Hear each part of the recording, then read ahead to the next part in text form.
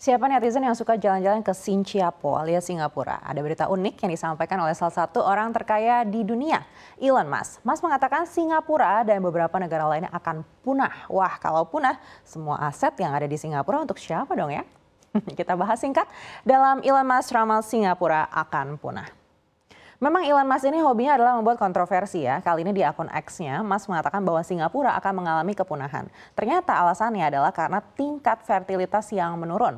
Celoteh ini berawal ketika salah satu influencer di X, Mario Nawfal, menuliskan bahwa Singapura mengalami krisis bayi. Lalu dibalas oleh Elon Musk dengan komentar yang akhirnya menjadi perhatian semua orang bahwa Singapura akan punah. Jadi kalau menurut Nawfal, dalam data Newsweek, angka kelahiran di Singapura ini mencapai titik terendah, yakni hanya 0,97 anak per satu perempuan. Padahal dibutuhkan angka 2,1 untuk bisa menopang populasi. Sehingga di Singapura lebih banyak lansia, warga produktif lebih sedikit, tenaga kerja menyusut. Robot akan menggantikan tenaga manusia untuk pabrik atau pengiriman makanan. Menurutnya di tahun 2030 nanti hampir 1 dari 4 warga Singapura berusia di atas 65 tahun.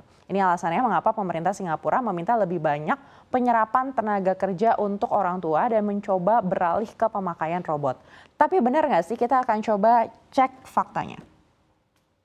Kalau kita melihat populasi terkini di Singapura hingga Juni 2024, masih ada pertumbuhan hingga 2% secara year on year ke angka 6,04 juta manusia. Tapi ini secara keseluruhan ya, artinya pertumbuhan populasi yang ada di Singapura, termasuk mereka yang hanya tinggal di Singapura tapi sebenarnya bukan warga negara atau permanent resident. Tapi kalau yang warga negaranya saja, memang pertumbuhannya hanya 0,7%. Per bulan Juni kemarin mencapai 3,61 juta jiwa. Kalau permanent resident artinya bukan warga negara tapi memang tinggal di Singapura, mungkin menggunakan visa permanent resident, naik 1,2% ke 544.900 jiwa per Juni 2024. Nah, memang non-residennya ini naik hingga 5,1% ke 1,86 juta jiwa. Banyak ternyata yang memilih untuk tinggal di Singapura meskipun bukan warga asli Singapura. Nah, berikutnya angka kelahiran. Memang di 2023 angka kelahiran di Singapura untuk warga negaranya saja ini menurun 5,1% ke 28.877 jiwa. Kalau dibandingkan dengan 2022. Jadi secara rata-rata 5 tahun terakhir angka kelahiran hanya menyentuh 31.100. Padahal di 5 tahun sebelumnya itu masih di kisaran 33.000. Ini adalah alasan kenapa Elon Musk mengatakan Singapura akan punah. Apa sih dampaknya kalau angka kelahiran terus turun? Kita akan cek slide berikutnya. Angka kelahiran total atau TFR penduduk Singapura yang secara umum telah menurun selama beberapa dekade terakhir ini mencapai titik terendah di sepanjang sejarah sebesar 0,97% pada tahun 2023. Kita bisa lihat ya ini penurunannya terus melandai seperti ini. Dan penurunan tersebut mungkin diperburuk juga oleh pandemi COVID-19 yang mengakibatkan ketidakpastian ekonomi dan terganggunya rencana pernikahan dan juga rencana untuk menjadi orang tua bagi beberapa pasangan Singapura. Penurunan angka kelahiran total juga terjadi di masyarakat negara maju lainnya. Akibatnya laju populasi sebuah negara ini bisa menjadi terganggu. Lalu sebesar apa dampaknya? Kita akan cek slide berikutnya. Tanpa populasi yang cukup dan berkualitas, sulit bagi suatu negara untuk bisa berkembang dengan baik. Memang negara maju banyak yang mengalami masalah ini, sehingga pemerintahannya mencari cara agar angka kelahiran bisa naik kembali. Risikonya sebesar apa? Pertama, tentu saja kepunahan atau extinction. Tapi memang setiap negara yang mengalami penurunan angka kelahiran ini punya masalah yang berbeda. Inilah peran negara harus mencari nih solusinya seperti apa.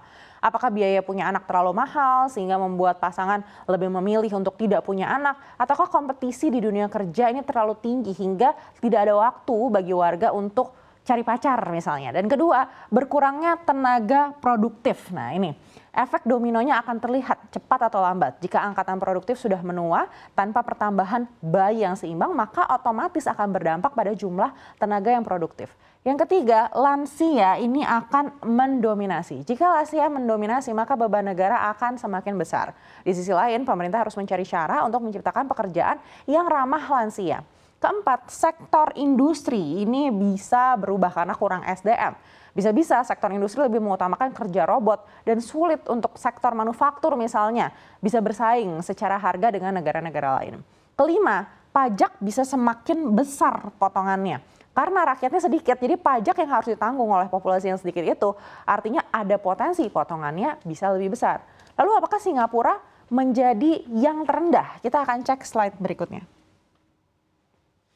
Meski sudah rendah, tapi bukan yang terendah ternyata. Ternyata yang paling rendah adalah Taiwan di 1,11 anak per satu wanita. Dan menariknya dari 10 negara dengan angka kelahiran terendah, 5-nya adalah negara-negara Asia ya. Kita lihat Taiwan, Korea Selatan, Singapura, Hong Kong, Makau begitu. Sisanya baru negara-negara barat.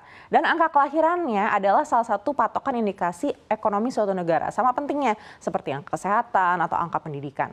Biasanya negara berkembang memang punya angka kelahiran yang lebih tinggi karena terbatasnya akses untuk alat kontrasepsi dan juga level edukasi yang terbatas.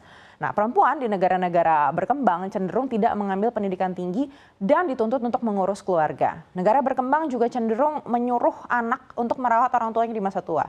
Nah, keadaan ini berbalik dengan di negara maju. Angka kelahiran biasanya lebih rendah karena alat kontrasepsi mudah didapatkan.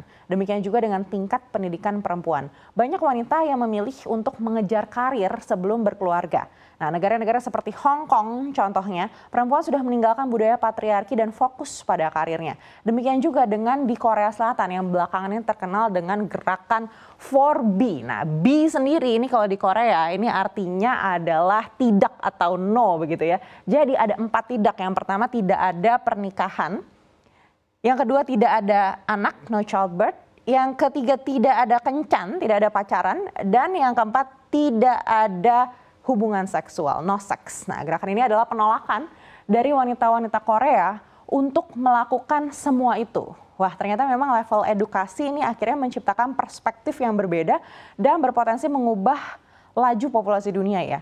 Apakah jika semakin banyak negara yang maju, maka manusia justru berpotensi menuju kepunahan? Lalu bagaimana dengan Indonesia yang punya cita-cita jadi negara maju? Targetnya bahkan di 2045 sudah sampai jadi negara maju. Apakah perempuan Indonesia juga ke depannya akan memilih child free? Apapun pilihan perempuan wajib kita hormati bersama ya. Tapi kalau Singapura punah, aset yang ada di sana kira-kira diwariskan ke siapa ya? Bisa nggak ya diwariskan ke negara tetangga seperti Indonesia?